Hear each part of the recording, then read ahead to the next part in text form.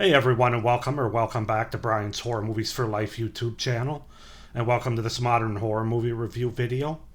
So I have been away for the last week since my last modern horror movie review, and that wasn't on purpose, but the last week we got hit with a blizzard, and I got hit with an illness. And then March Madness was also going on at the same time, which I'm a big fan of. So, anyway, to make a long story short, we're back. We're back on track now to do another, at least probably 4 to 5 modern horror movies before the end of the month here. So, but anyway, with all that being said, the movie we're going to take a look at today is one from a few years ago, from 2024, and it's a kind of a vampire comedy movie, and that movie is Abigail, which I have the Blu-ray DVD digital code combo here, slipcover. So yeah, Abigail, first time watch, of course, and so let's just go ahead and talk about it from 2024. So, Abigail is a 2024 American vampire horror comedy film directed by Matt Bettinelli Open and Tyler Gillett, and written by Stephen Shields and Guy Busick. The film follows a motley crew of hired criminals who kidnap the ballerina daughter of a powerful underworld boss. So Abigail, a young ballet dancer, is kidnapped by 6 skilled criminals and taken to the secluded Wilhelm Manor. Lambert, who hired them, instructs them to guard Abigail for 24 hours, at which point each of them will receive $7 million from a $50 million ransom paid by her father.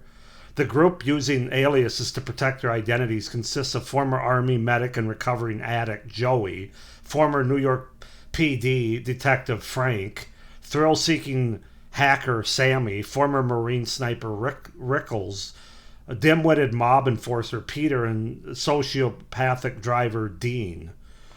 Joey is reluctant to continue with the plan, as she was unaware Abigail was a child and has a son herself. Nevertheless, she is tasked with managing Abigail. Joey promises the girl that she will protect her. Abigail says her father does not care about her and will not pay the ransom.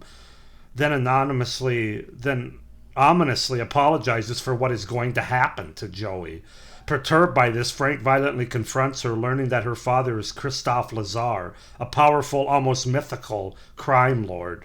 While looking for a snack, Dean is ambushed and decapitated. Just as the group surmises that Lazar's legendary violent enforcer Valdez is inside the house, the security system suddenly prevents them from leaving. Rickles is then found torn to pieces.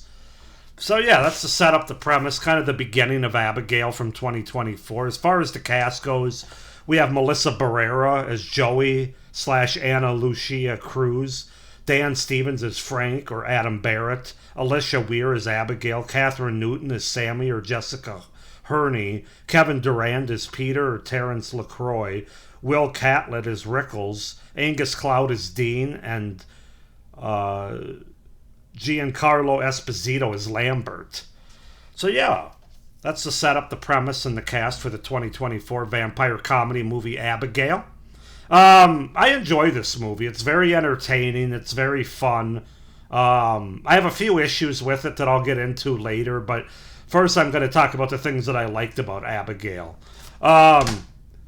I think the movie does a great job of walking that line, which is not as easy to do as you might think, that other movies have failed. But walking the line between like horror, or in this case like vampire horror, to comedy. And it really strikes the balance well, especially for a modern movie like this. It's just, as a result, it's very entertaining and fun to watch. It reminds me a little bit of, I mean, they're different movies, but it reminds me of Renfield, which came out the year before this in 2023, but very much, I would say that movie's a little bit more comedy, though, and a little less vampire horror. This one's probably more 60-40 comedy to vampire horror. That was more like 70-30, maybe even 75-25, but yeah, it's very much in that vein as far as trying to be more of an entertaining, fun, humorous movie than it is like a serious, horrific vampire movie. And I thought the movie did a good job with that, especially for me. I'm not the easiest guy to when you go for a horror comedy to it's hard to please me in that regard. But this movie actually, I think, did a really solid job with that. So that's the first thing.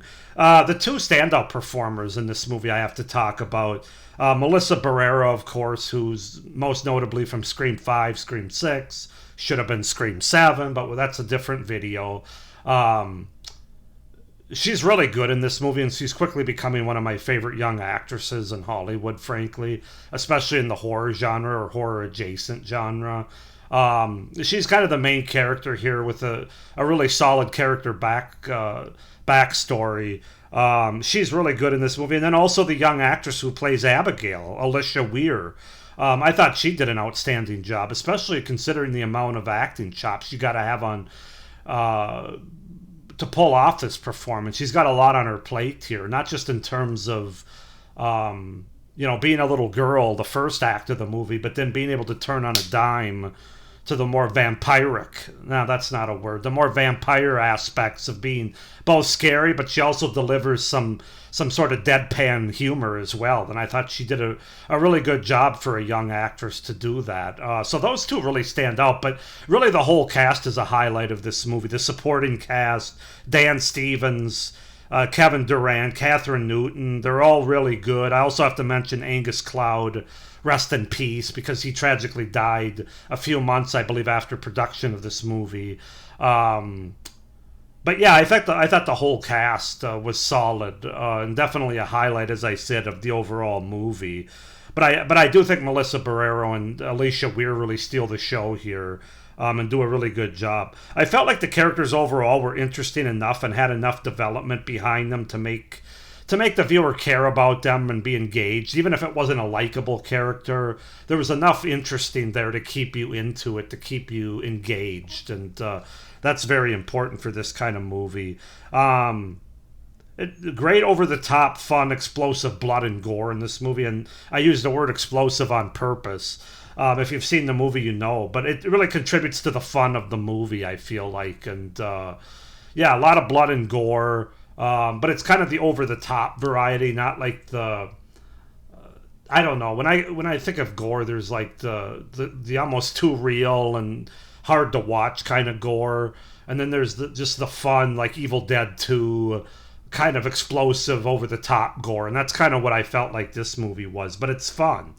And I do feel like this is probably where I'm a little contrarian to other people, because other people have said that it's a little slow to get going, but they love the third act. I'm kind of the opposite, actually. I really like the first two acts of this movie, more than the third act, frankly, which I'll get into in a few minutes here. But I really thought the movie was set up well in terms of being introduced to these six sort of... I don't know if criminals is the right word. Yeah, six skilled criminals who take that are in this group, basically. But I just thought the whole setup and then kidnapping the young girl and the setup of getting $7 million each to spend 24 hours with them, I thought that was all done well. I didn't feel like it was slow at the beginning. I didn't feel like it needed to get to the gore and the fun quicker than it did. I thought the first two acts were pretty well paced, to be honest with you.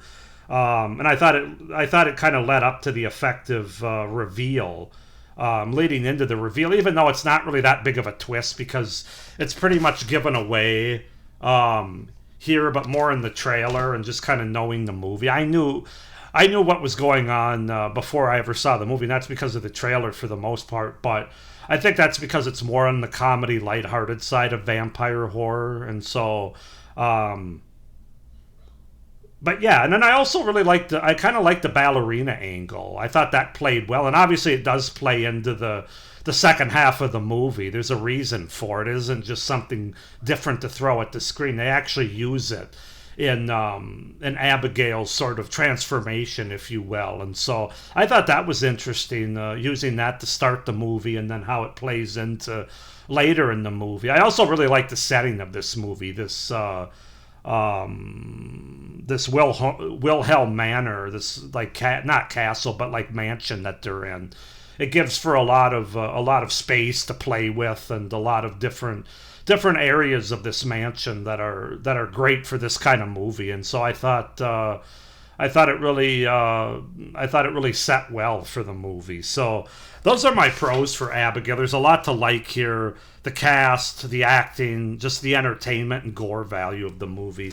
As far as cons go, the third act I think is actually the biggest con of this movie. Like I said, I'm a little contrarian to some of the other reviews I saw, but I think they just try to pack too much. They try to throw too much in the third act, and as a result, it kind of feels chaotic and cluttered, and it goes on too long. I thought the last 20 minutes specifically felt like it needed to end sooner than it did. I think they could have trimmed off about 10 or 15 minutes of this movie to be to stick the landing a little bit better, at least for me. But yeah, I really wasn't crazy about the direction that they went in the third act, or specifically the last 20 minutes of the movie. If you know, you know. But basically, once the character of Lambert, played by Giancarlo Esposito, comes back, he's at the beginning of the movie, and then he comes back at the end of the movie. As soon as he comes back, and there's something revealed there, I just didn't like the direction that the movie took, as far as the characters that were left, and kind of where it went from there. It just didn't work as well for me as earlier in the movie did. It doesn't kill the movie or anything, but it is my least favorite part of the movie.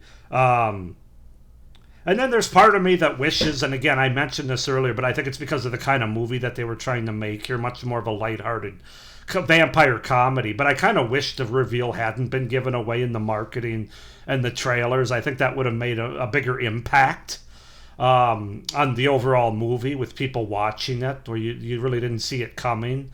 Where it kind of would set up as this sort of almost crime thriller and then turn into a vampire horror movie. But, again, they knew what kind of movie they wanted to make. It's the comedy and the lighthearted fun of it is clear.